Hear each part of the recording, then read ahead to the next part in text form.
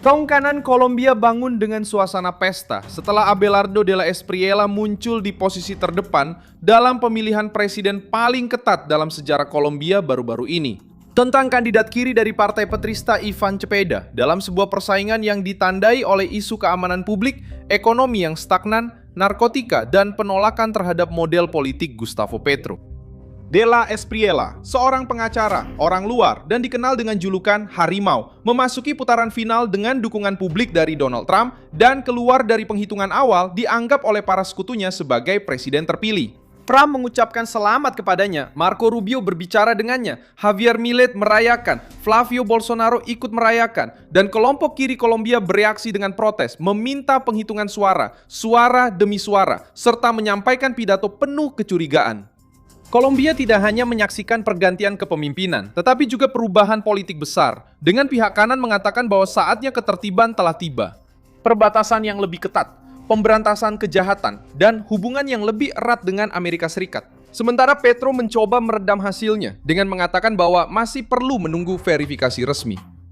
Apa yang memengaruhi? Mengapa Petro bereaksi? Bagaimana Trump terlibat dalam permainan ini? Saya akan segera menceritakan semuanya kepada Anda. Jika Anda suka konten yang langsung ke inti dan tanpa basa-basi seperti ini, pertimbangkan untuk berlangganan karena di sini ada video seperti ini setiap hari. Abelardo de la Espriella memenangkan pra-penghitungan putaran kedua pemilihan presiden dengan 49,66% suara melawan 48,70% dari Ivan Cepeda. Menurut penghitungan awal yang diumumkan setelah hampir semua tempat pemungutan suara melaporkan hasilnya, Kolombia baru saja melewati 4 tahun pemerintahan Gustavo Petro dan menempatkan di depan kandidat yang berjanji untuk memutus kebijakan konsesi terhadap kejahatan, memperkuat keamanan, dan mendekatkan negara dengan blok konservatif yang sedang berkembang di Amerika. Pemilihan berlangsung di seluruh wilayah Kolombia dengan pengaruh besar di kota-kota besar, di daerah-daerah yang terdampak kekerasan, serta pada suara dari luar negeri. De la Espriella berhasil mengubah isu ketidakamanan menjadi motor kampanyenya. Para pemilih yang lelah dengan pemerasan, penculikan, narkotika, gerilya, dan faksi-faksi mendengar janji sederhana, negara akan kembali berkuasa. Pesan ini sangat membetas di sebuah bangsa yang selama ini menumpuk rasa takut di jalanan dan frustrasi terhadap apa yang disebut kebijakan perdamaian total Petro. Ivan Cepeda mencoba menawarkan kesinambungan dengan proyek Petro, membela kelanjutan kebijakan sosial, dialog dengan kelompok bersenjata, dan agenda lingkungan yang lebih ketat terhadap proyek minyak baru. Namun, persaingan ini memperjelas bahwa ada bagian penentu di Kolombia yang tidak menginginkan kelanjutan, melainkan koreksi arah. De la Espriella menyoroti hal ini secara tepat. Dia menuduh pemerintahan Petro kehilangan kendali atas keamanan, melemahkan otoritas, dan membiarkan kelompok kriminal berkembang di wilayah-wilayah sensitif. Reaksi internasional pun datang dengan cepat. Donald Trump yang sebelumnya sudah menyatakan dukungan kepada De la Espriella sebelum putaran kedua, menelpon untuk memberi selamat kepada pemenang berdasarkan hasil penghitungan awal. Marco Rubio, Sekretaris Negara Amerika Serikat, juga mengonfirmasi adanya kontak tersebut dan menyatakan bahwa pemerintahan Trump berharap dapat bekerja sama dengan pemerintah Kolombia yang baru dalam bidang keamanan regional, imigrasi ilegal, dan hubungan ekonomi. Bagi Washington, kemenangan ini membuka peluang bagi Kolombia yang lebih sejalan dengan strategi penekanan terhadap kejahatan terorganisir, perbatasan yang lemah, dan jaringan narkotika. Javier Milei memasuki perayaan dengan nada yang tegas. Presiden Argentina menyambut De la Espriella sebagai bagian dari gelombang kebebasan ekonomi, keamanan, dan penanggulangan kejahatan transnasional. Pesan dari Milei dibaca sebagai tanda lain bahwa sayap kanan Amerika Latin berusaha membentuk front politik yang lebih terkoordinasi. Dengan nama-nama seperti Trump, Milei, Bukele, dan sekarang De la Espriella muncul dalam ranah wacana yang sama. Lebih sedikit toleransi terhadap penjahat, negara yang tidak terlalu gemuk, dan lebih banyak kemitraan ekonomi dengan Amerika Serikat. Flavio Bolsonaro juga mengucapkan selamat kepada orang Kolombia itu dan menyatakan bahwa agenda sayap kanan terus menang di Amerika. Pernyataan tersebut masuk dalam berita sebagai pesan langsung kepada kubu Lula dan Petro yang dalam beberapa tahun terakhir mencoba menjual gagasan tentang Amerika Latin yang didominasi oleh pemerintahan sayap kiri.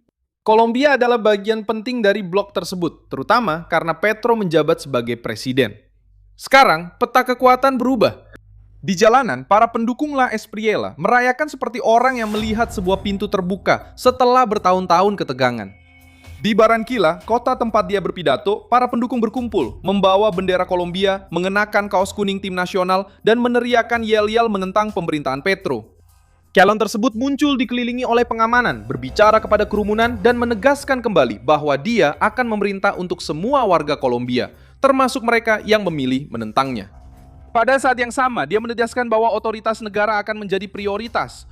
Kalimat paling simbolis malam itu muncul ketika De La Espriella memperkenalkan dirinya sebagai harimau Kolombia dan mengambil nada kemenangan di hadapan para pendukungnya. Itu bukan sekedar pemasaran. Itu adalah ciri khas dari sebuah kampanye yang dibangun dengan citra kekuatan, konfrontasi, dan ketertiban. Dia berjanji akan membangun mega penjara, memperketat tindakan terhadap kartel, mengakhiri negosiasi yang longgar dengan kelompok bersenjata, dan memulihkan kendali negara di wilayah-wilayah di mana para penjahat telah menjadi kekuatan paralel. Inilah bahasa yang berhasil menarik sebagian pemilih. Petro bereaksi dengan cara yang berbeda. Presiden Kolombia meminta kehati-hatian. Ia berbicara tentang adanya kejanggalan, dan ia menegaskan bahwa perlu menunggu penghitungan akhir. Kelompok kiri mencoba mengubah selisih tipis itu menjadi sengketa politik yang berkepanjangan. Namun, De La Espriella menjawab bahwa hasil tersebut keluar melalui sistem pemilu yang sama yang membawa Petro berkuasa pada tahun 2022.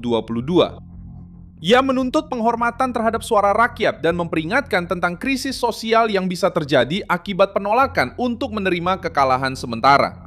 Poin inilah yang menjadi pusat ketegangan. Kaum kanan Kolombia menuduh kelompok pendukung Petro ingin memperpanjang pemilu dengan cara memaksakan kehendak. Pemilu ini juga menunjukkan Kolombia yang terbelah. Lebih dari 26,3 juta pemilih ikut serta dalam pemungutan suara di negara dengan sekitar 41,4 juta orang yang berhak memilih.